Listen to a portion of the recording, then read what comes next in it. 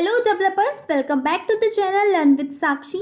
ये हमारे JavaScript code की 8th वीडियो है एंड इसमें हम कंप्लीट करेंगे variable scope and IIFE in JavaScript. And अगर आपको कंप्लीट प्लेलिस्ट का लिंक चाहिए तो आप डिस्क्रिप्शन बॉक्स चेक कीजिए। फॉर नोट्स आप टेलीग्राम चैनल ज्वाइन कर सकते हैं जिसमें आपको सभी अपडेट्स मिलेंगी एंड विद अपडेट्स आपको नोट्स भी मिलने वाले हैं। जल्दी जाइए एंड ज्वाइन कीजिए टेलीग्राम चैनल को। स्टार्ट करते हैं इमीडिएटली इन्वोक्ड फंक्शन एक्सप्रेशन से एंड इसकी शॉर्ट फॉर्म है IIFE।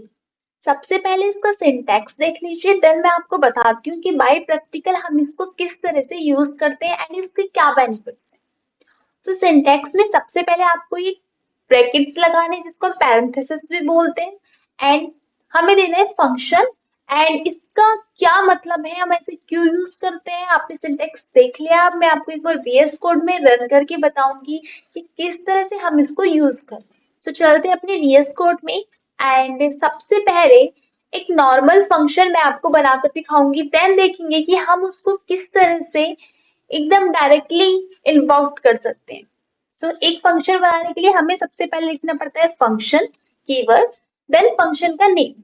सपोज मैंने फंक्शन का नेम दे दिया सम एंड यहाँ पर मेरा जो भी मेरा लॉग में आएगा, सपोज मैं 2 + 3 कर देती हूँ एंड यहाँ पर मेरा फंक्शन हो जाता है एंड। अब हमें फंक्शन को जब कॉल करना होता है तो हम सिर्फ इस तरह से कॉल करते हैं। एक बार इसको रन भी कर लेते हैं। सबसे पहले मेरा फंक्शन आ गया, अब हमें इसमें कन्वर्ट करना है इमीडिएटली इन्वोक फंक्शन में। उसमें कन्वर्ट करने के लिए सबसे पहले हमें लगाने पड़ते हैं ब्रैकेट्स। एक हम पूरे पैरेंथेसिस में अपना पूरा फंक्शन ब्लॉक कर देते हैं, उसके अंदर लिखते हैं। अब हमें फंक्शन कोई भी नेम देने की जरूरत नहीं होती है, यहाँ पे हम डायरेक्टली फंक्शन लिखेंगे। हमने फंक्शन ले लिया है एंड यहाँ से स्टार्ट करेंगे फंक्शन। ओके, अब जैसे ही हमने फंक्शन लिख दिया, अब इसके अंदर हम अपना कोड लिख सकते हैं। सपोज मेरा कोड है लॉग एंड 2 + 3 ही मैंने लिख दिया है। अब हम एंड में जब हमें अपना फंक्शन को यहाँ पर कॉल करना है तो हमें कॉल करने के लिए भी सिर्फ अपने इस तरह से पैरेंथेसिस लिखने हैं एंड जैसे ही हमारा जो पेज है वो रिफ्रेश होता है तभी हमारा ये ऑटोमेटिकली इन्वोक्ड हो जाता है, मतलब खुद से कॉल हो जाता है, हमें और कुछ भी अलग से कॉल करने की जरूरत नहीं पड़ती है। इसको करते हैं सेव एंड देन देखते हैं। ये देखिए इसका आउटपुट आ गया है 5। इस तरह से हम किसी भी फंक्शन को ऑटोमेटिकली कॉल कर सकते हैं एंड इसको बोलते हैं हम इमीडिएटली इन्वोक फंक्शन एक्सप्रेशन। इसको कर देती हूँ मैं अब कमेंट एंड नेक्स्ट देखते हैं। अब हमें पढ़ना है variable scope. JavaScript variable scope determines where it can be accessed within the code. मतलब ये है कि हम जावास्क्रिप्ट वेरिएबल स्कोप से ये जान सकते हैं कि पूरे कोड में हम उस जो वेरिएबल है वो कहाँ कहाँ एक्सेस कर सकते हैं। अभी ये थोड़ा आपको सुनने में अजीब लग रहा हो क्योंकि हम अभी तक वेरिएबल कहीं भी यूज कर रहे थे, बट अब हमें पढ़ना है वेरिएबल 3 टाइप से। हम यहाँ पर स्कोप 3 टाइप्स के हैं। सबसे फर्स्ट है ग्लोबल स्कोप, सेकंड है लोकल जिसको हम फंक्शन स्कोप भी बोलते हैं, थर्ड है block level scope.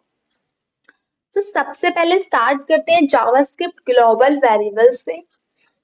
Global variables हम उन वेरिएबल्स को बोलते हैं जिनका जो स्कोप होता है वो ग्लोबल होता है। वेरिएबल होता है वो एक्सेस हो सकता है inside and outside of function, वो हम अंदर फंक्शन के एंड बाहर भी उसको यूज कर सकते हैं। बाय प्रैक्टिकल इसको एक बार करके देखते हैं, देन मैं आपको local variable and block level variable बताती हूँ। यहाँ से हम स्टार्ट करेंगे अपने वेरिएबल स्कोप। सबसे पहले हम पढ़ रहे हैं ग्लोबल स्कोप। ग्लोबल स्कोप हमारा वो स्कोप होता है जो हम कहीं पर भी मतलब inside and outside of function use कर सकते हैं। वो किस तरह से कर सकते हैं। सपोज मैंने एक वेरिएबल लिया है मैसेज, मेरी स्पेलिंग मिस्टेक हो गई है, मेरा वेरिएबल है मैसेज एंड इसमें मैं दे रही हूँ हेलो।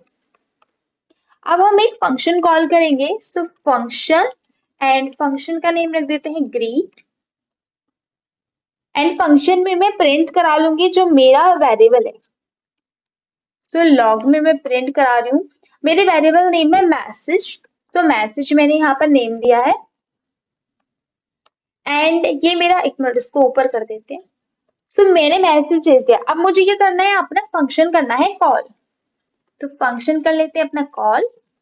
ये आई थिंक आप सभी समझ गए हैं कि किस तरह से हम अपने फंक्शन को कॉल करेंगे। अब फंक्शन कॉल करने के लिए मैंने इनसाइड तो दिखा दिया, बट एक बार आउटसाइड भी दिखाते हैं कि क्या हमारा ये आउटसाइड भी रन होगा। तो आउटसाइड ऑफ फंक्शन भी मैं इसको एक बार कॉल कर लेती हूँ। एंड ये देखिए मेरा आउटपुट दोनों बार आया है। तो फर्स्ट जो आया है मेरा वो फंक्शन इनसाइड वाला आया है, सेकंड जो आया है मेरा आउटसाइड वाला आया है। मतलब जब हमने अपना वेरिएबल डिफाइन किया है तो हम फंक्शन के अंदर भी उसको यूज कर सकते हैं एंड हम उसको बाहर भी यूज कर सकते हैं। तो ये होता है हमारा ग्लोबल स्कोप।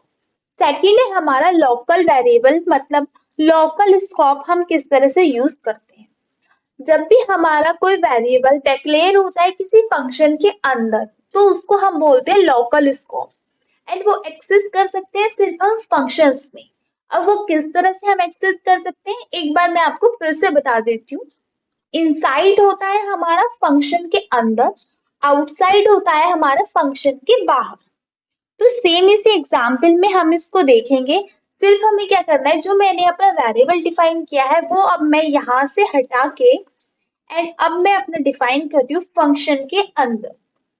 सो मैं इसका कमेंट भी चेंज कर देती हूँ। अब हम पढ़ रहे हैं अपना लोकल स्कोप। सो मैंने अपने वेरिएबल फंक्शन के अंदर डिफाइन किया है एंड अब देखते हैं हम इसका आउटपुट क्या आता है। सो मैंने इसको किया है रन एंड यहाँ पर हमारी एक एरर आ रही है, मैसेज इज नॉट डिफाइंड। अब मैसेज तो हमने डिफाइन किया है बट प्रॉब्लम इज कि हमने जो अपना वेरिएबल डिफाइन किया है वो हमने फंक्शन के अंदर डिफाइन किया है। तो हम जब भी अपना फंक्शन के अंदर डिफाइन करते हैं तो हम फंक्शन से बाहर उसको यूज ही नहीं कर सकते हैं।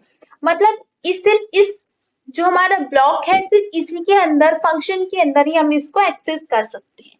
अगर मैं ये लाइन जो मैंने लिखी है इसको हटा देती हूँ तो मेरा प्रोग्राम हो जाएगा रन। सो अब करते हैं इसको रन। सो ये देखिए मेरा आउटपुट आ गया हेलो। सो ये वही है कि हम आउटसाइड नहीं यूज कर सकते अगर हमने फंक्शन में अपना वेरिएबल डिफाइन किया है।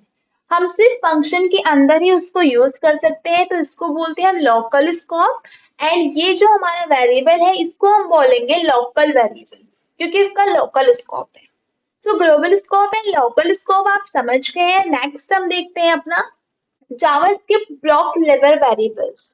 अब जावास्क्रिप्ट ब्लॉक लेवल वेरिएबल्स मैं आपको अभी नहीं बताऊंगी। सबसे पहले हमें उसके लिए पढ़ना होगा लेट एंड कॉन्स्ट, क्योंकि आप डेफिनेशन देखिए पहले JavaScript ES6 introduce block level scoping.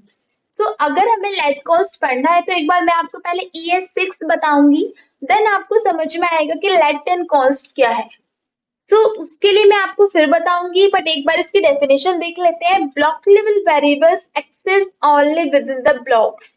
अब आई थिंक ये इंग्लिश है, थोड़ा बहुत आप समझ रहे होंगे कि ये जो हमारे ब्लॉक्स हैं, ये जो हमारी कर्ली ब्रैकेट्स हैं, इसके अंदर जो हमारा जो भी कोड हमने वेरिएबल डिफाइन किया है वो हमारा वहीं पर एक्सेस होगा। ब्लॉक लेवल कोड उसे बोलते हैं।